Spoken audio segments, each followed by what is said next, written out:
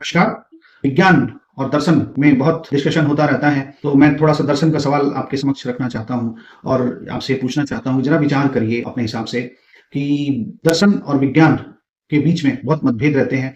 दर्शन विज्ञान की आलोचना करता है और विज्ञान दर्शन की आलोचना करता है, अध्यात्म की आलोचना भी कर जाते हैं कई बार लोग।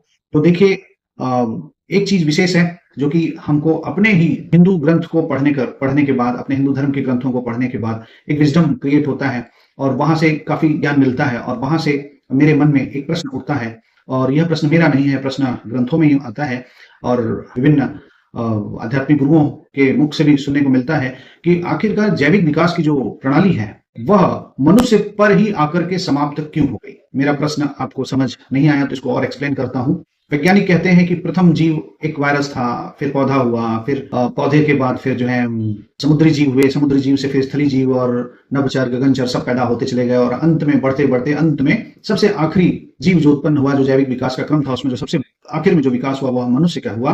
तो प्रश्न यह है कि मनुष्य के बाद इस प्रकृति ने नया जीव क्यों नहीं बनाया? यह प्रश्न मुझे लगता है अब आपको समझ में आया होगा कि जैविक विकास के क्रम में मनुष्य सबसे अंतिम में आया और मनुष्य के बाद प्रकृति ने अपना कार्य क्यों बंद कर दिया? यह बात विशेष समझने की है। तो देखिए जो हमारे वैदिक ग्रंथ हैं, उनमें यह कहा गया है कि 33 कोटि देवता होते हैं।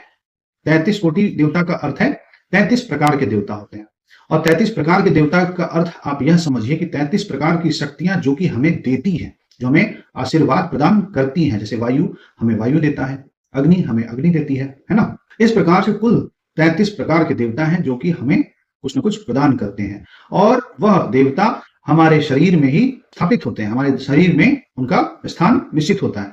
तो मनुष्य का शरीर एक ऐसा शरीर है जिसके अंदर सभी 33 कोटि देवता बहुत ही अच्छे सामंजस्य के साथ स्थापित हो सके, इसलिए मनुष्य के आगे कोई विकास का क्रम देखने को नहीं मिलता। यह बात बहुत विशेष समझने की है। मनुष्य के शरीर में 33 कोटि देवता बहुत अच्छे से सुव्यवस्थित ढंग से बैठ पाते हैं, इसलिए उनका स्थान मिल पाता है। इसलिए मनुष्य के आगे प्रकृति ने कोई अन्य जीव को उत्पन्न नहीं किया। अब यह बात यहां से समझने की है। वैज्ञानिकों को इस प्रश्न पर भी विचार करना चाहिए कि आखिरकार प्रकृति ने, मदर नेचर ने अपनी फैक्ट्री से मनुष्य के आगे जीव क्यों नहीं उत्पन्न किए? इसका उत्तर तो हमारे ग्रंथों में है और वह ग्रंथों में उत्तर इसी प्रकार से, क्योंकि सभी 33 कोटि देवता स्थापित हो जाते हैं मनुष्य के शरीर में, तो आगे आवश्यकता ही नहीं है विकास करने की। यह बात विशेष है और सभी लोगों को थोड़ा सा अध्यात्म का ज्ञान बढ़ाना चाहिए और अध्यात्म का ज्ञान बढ़ाने के लिए उनको उपनिषद पढ़ना चाहिए, उन्हें ब्रह्मसूत्र पढ़ना चाहिए, उन्हें वैदिक दर्शन को जानना चाहिए और उन्हें शंकराचार्य जी को जानना चाहिए। आदि गुरु शंकराचार्य को जब आप जानेंगे, उन पर कुछ फिल्म